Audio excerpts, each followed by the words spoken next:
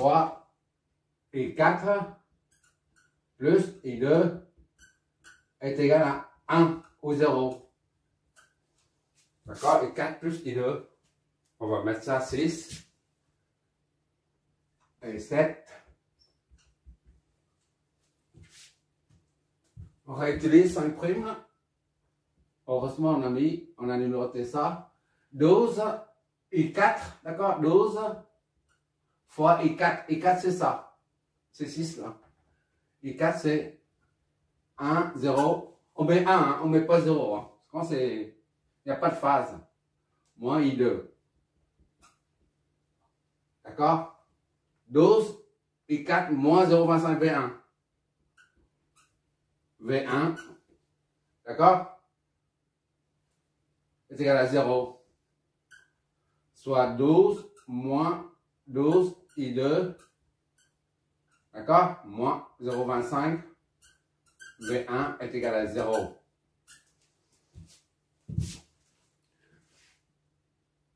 C'est bon. Maintenant, on injecte I2 dedans. I2 là. 2, on injecte ça dedans. Ça fait 12 moins 12, d'accord? Fois I2. Fois tout ça là.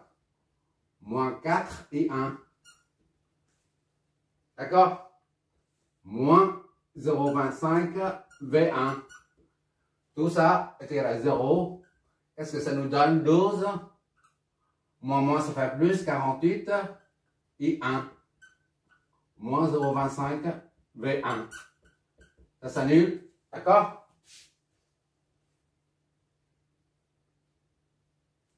Soit 48. Voilà. Par terre, c'est beaucoup plus cool. Voilà. 48 et 1. Ok là, moins ça. 0,25 V1 est égal à moins 12. Voilà. On va baptiser ça 8. Huitième équation. On a plusieurs équations parce qu'il y a beaucoup de courant et de tension. Et il n'y a que 3 tensions. Par contre, il y a beaucoup de courant. On va prendre le 5.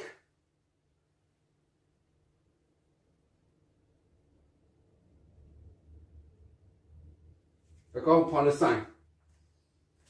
Vous formez un système d'équation. Je ne sais pas si tu vois là en bas. C'est bon. On a deux équations là. On peut former un système d'équation. D'accord?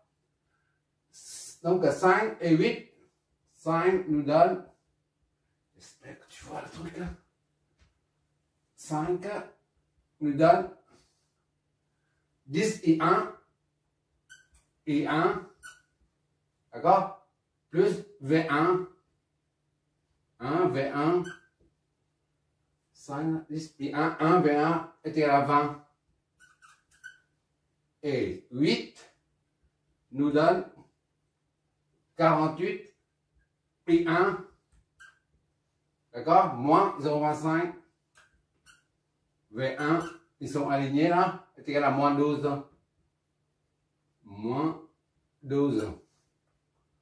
La matrice correspondante, c'est 10, 1, 48. Oui. Normalement, ce système d'équation, tu peux faire une soustraction multipliée par 4 ici, là. Ça donne 1. Tu soustrais. Tu fais une soustraction, d'accord? Mais j'utilise toujours les matrices. Pourquoi? Parce que après, tu verras les circuits à paramètres hybrides. Un circuit à plusieurs paramètres, d'accord? On verra ça le moment venu. C'est très complexe. Et on se sert toujours des matrices. On n'a pas d'autre choix. C'est la raison pour laquelle il vaut mieux qu'on utilise maintenant des matrices. Sinon, on aura des surprises après. Pour éviter les surprises. Moins 0,25, tu auras le moment venu les circuits hybrides. Avec plusieurs variables. On se sert que des matrices. 10, 1, 48, moins 0, 20 et 12. Et moins 12. Tout ça est égal à I1, V1. Comme ça, au moins, tu t'habitues. D'accord? J'espère que tu vois encore le truc. C'est trop bas, là. Ok, à quoi ça va? La dernière ligne. VI1 est égal donc à V1 A. Voilà. Tu vois là, ok, tu vois toujours. C'est bon. Attends, il n'y a pas tout de même la matrice. D'accord? On inverse la matrice là. Ok là? Voilà. Qu'est-ce que ça nous donne? Voilà. On va noter tout ça. Oh là là. Ça va mal. Ça va mal. Ok, en gros, hein, c'est comme ça. Bon. C'est moins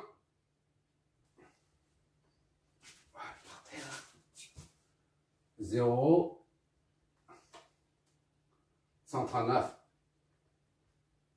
D'accord? 21, 386. Voilà. On module les phases, ça donne. Là, c'est un petit. Ça, c'est 0, 139, 180 ou moins 180. Parce que c'est l'opposé, dans l'autre sens. Bon, je vais faire quand même. Je sais tout de suite que ça, c'est 139, 0, 139, 180 degrés. D'accord? Et ça, c'est 21,386, 0 degrés. Voilà. Pour que tu sois convaincu, je vais quand même le faire. Vu en phaseur. Maintenant en phaseur. Hop. D'accord? Et l'autre, 21,386. D'accord? En phaseur. Voilà. Il n'y a pas de phase. Ok. 0, 139, 180 degrés, et l'autre c'est 21, ok. Voilà. I1, I2, c'est bon. I1, V1. Je vais là. Voilà. Maintenant, on a apporté cela, on déduit les autres. L'équation 2, là, nous donne I2 en fonction de I1. I2 est égal à moins 4 et 1. I1. Soit moins 4 fois I1, c'est là. D'accord? Ou tu prends l'autre, c'est la même chose. Et je prends ça. 0, 139, 139 et 180. D'accord? Donc, I2 est égal à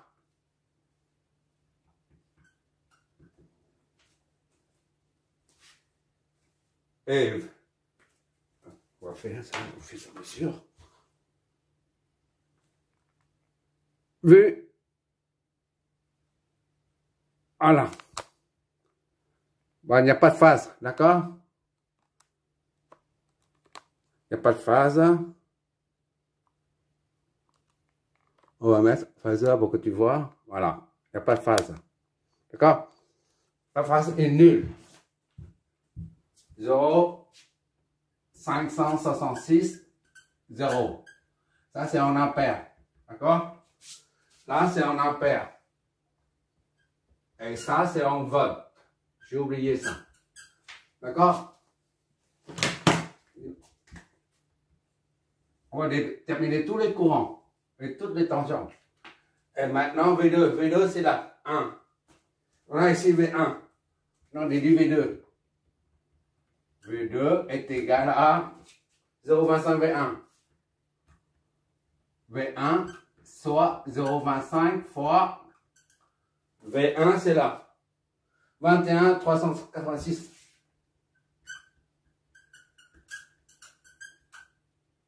Voilà. Donc V2 est égal à... C'est comme s'il n'y a pas de 0, d'accord? Voilà. V.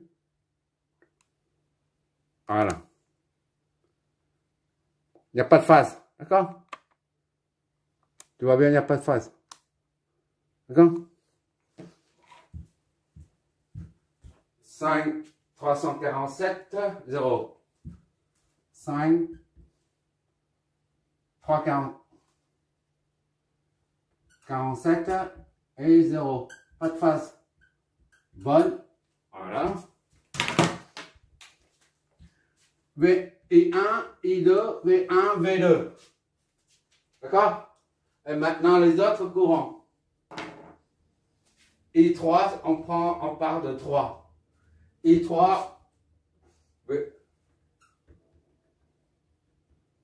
est égal à 2 moins I1.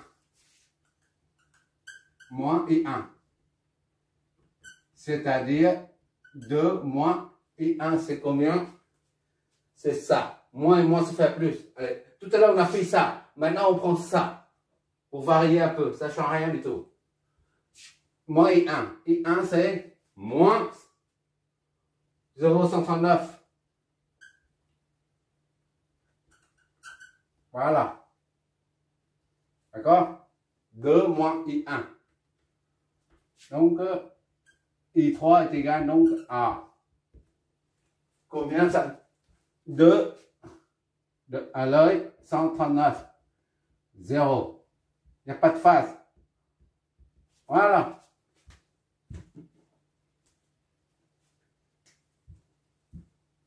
On en perd. D'accord, hein? Tout à l'heure, on a pris I1 est égal à ça, là. Maintenant, on prend I1 est égal à ça. C'est du pareil au même, pour que tu sois convaincu. D'accord? Que le fait qu'il y a un signe moins, ça signifie qu'il y a un déphasage opposé. 180, de 180. Maintenant, c'est I4. I4, c'est le 4 qui nous donne. I4, il est où? Il est 4. I4, c'est ça. Le 6, là, I4. D'accord? I4, c'est 1 moins I2. I4 est égal à 1 moins I2. C'est ça, hein? D'accord? 1 moins I2. I2, on l'a ici. I2, c'est 1 déjà moins I2. I2, c'est, il n'y a rien là. Il n'y a pas de phase. 0,56. Voilà. Ça nous donne combien là?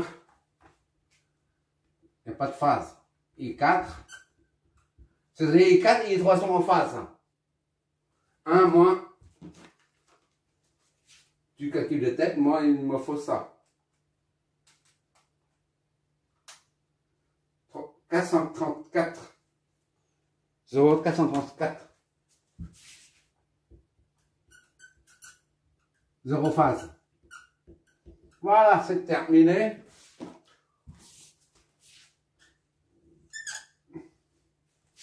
Un et 2 et 3 et 4. 1, 2, 3, 4. Et S1 et S2 sont connus.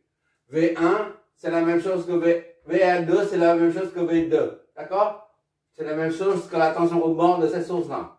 Bon, maintenant on vérifie, comme d'habitude, on a dit, les deux tensions sont toujours en phase. Dans un transformateur conventionnel, hein, d'accord? Parce qu'on peut créer, on peut dimensionner et créer un transformateur déphaseur qui permet de générer un déphasage. On verra ça le moment venu, d'accord? Pour l'instant, on est on a affaire seulement au transformateur conventionnel. Bon, V1 c'est 21 égale 0 phase. V2 c'est 0 phase. Donc elles sont bien en phase. D'accord? Et on a dit, pour un pour un transformateur conventionnel, les deux tensions sont en phase et les deux courants sont en opposition de phase. C'est-à-dire si un qui fait 0, I1 c'est 0 phase, et bien l'autre c'est en opposition de phase. I2 ce sera 180 plus ou moins 180, d'accord? On vérifie ça ici, I1 c'est 180 là. Donc I2 doit être 0. D'accord? L'autre doit être 0. I2, 0. Voilà, sont opposition de phase. D'accord? Bon, tout est confirmé. Voilà. Même s'il y a deux sources, conclusion, même s'il y a deux sources de tension ou de courant, tu t'en fiches un peu. Tu raisonnes comme d'habitude. Tu peux très bien considérer ça comme primaire. Hein. Et le rapport de transformation sera 4 au lieu de 1 sur 4. C'est-à-dire au lieu de 0,25, le rapport de transformation sera 4. D'accord? Même s'il y a une source de courant ici et une source de tension ici, c'est du pareil, le même raisonnement. Tu raisonnes tranquillement, doucement, et puis tu suis les étapes, étape par étape, et tu arrives.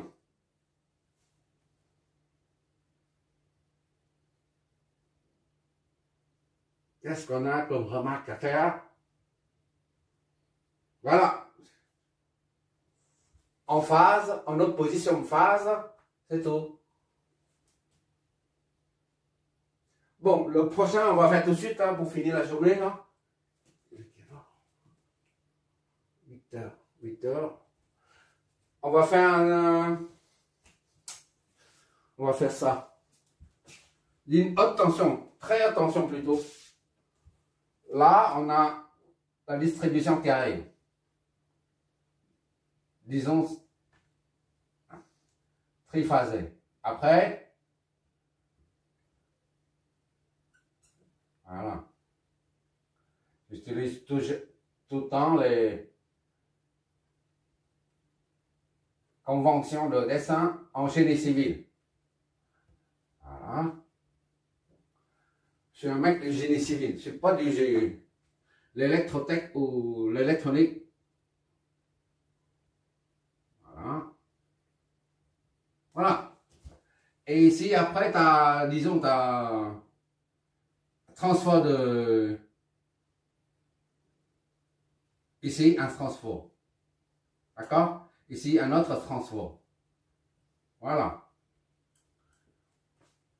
Ici, c'est, disons, 250 000 volts. 250 000 volts. D'accord? 25 kV, disons.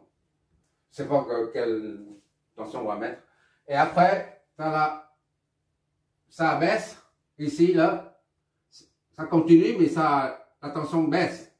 Donc, il faut...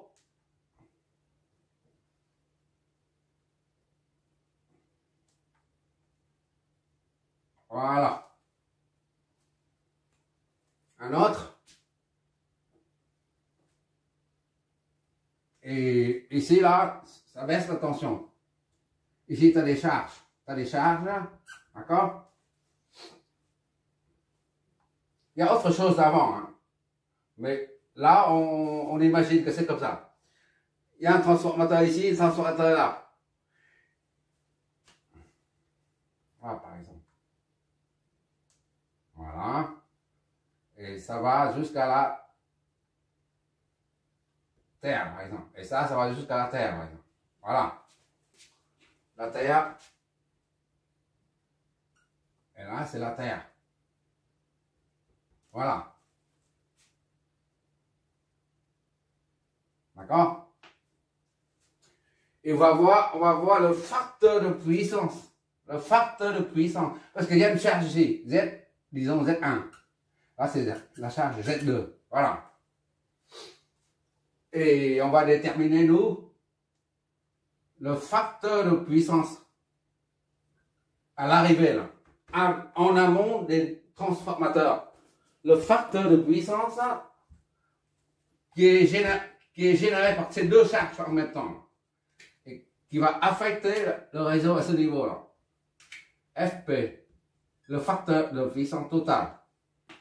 Ça alimente ça. Et ça alimente ça. Il y a une dérivation, d'accord? Et les deux charges capacitives ou inductives, on n'en sait rien du tout pour l'instant, va générer de la puissance réactive.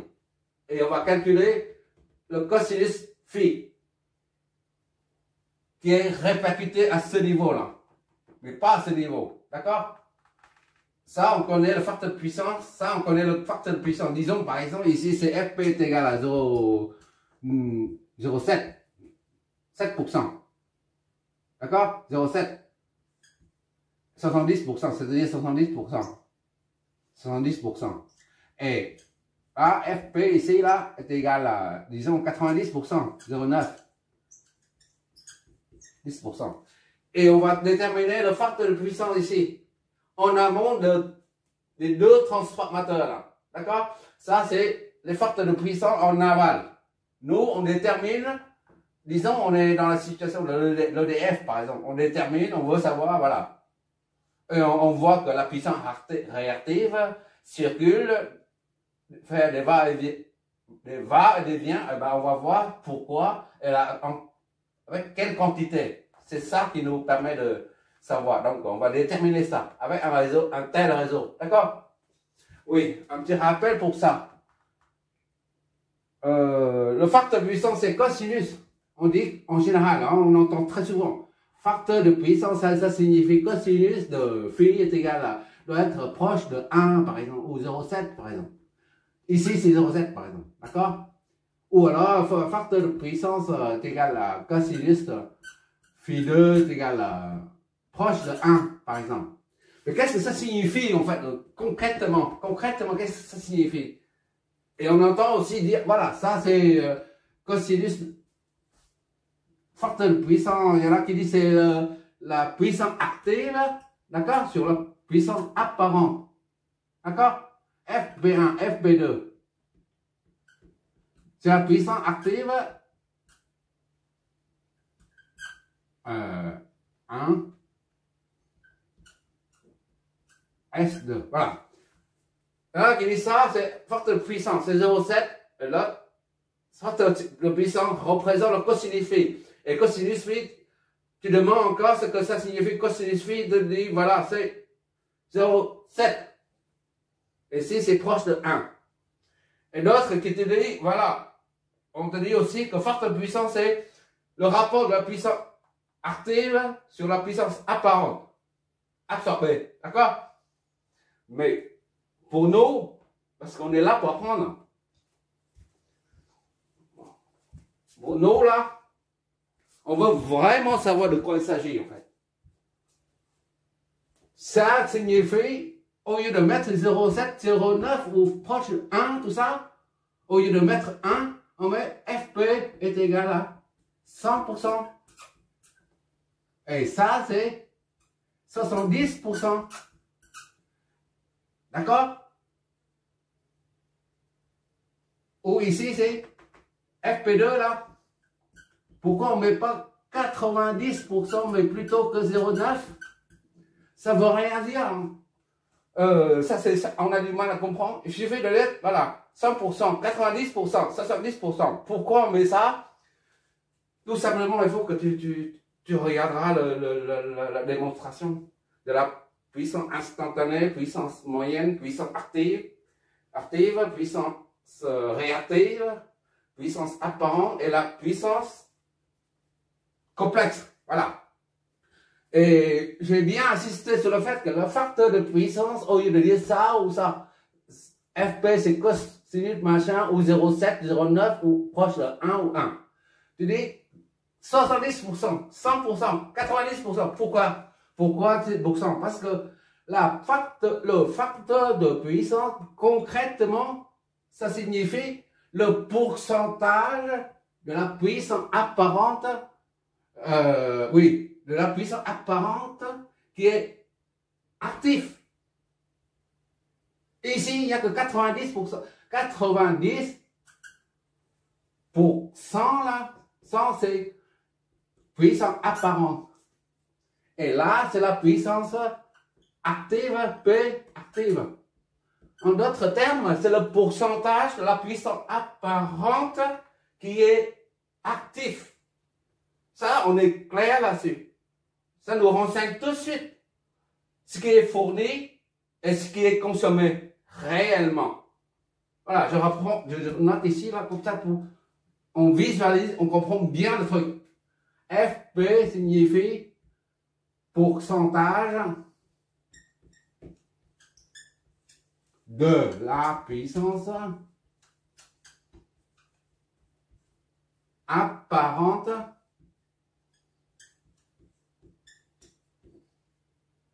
qui est le pourcentage. FP représente le pourcentage de la puissance apparente qui est actif. Voilà. D'accord? Ça, au moins, comme ça, tu comprends mieux. Parce que ça, c'est un peu trop abstrait. On ne voit pas ce que ça signifie 0,7. D'accord? Quand tu dis 70%, tu dois expliquer pourcent de quoi?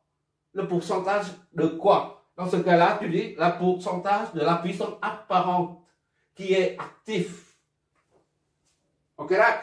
Bon, on va passer à l'exo après. Merci d'avoir regardé. Tu regarderas le résultat de simulation, d'accord?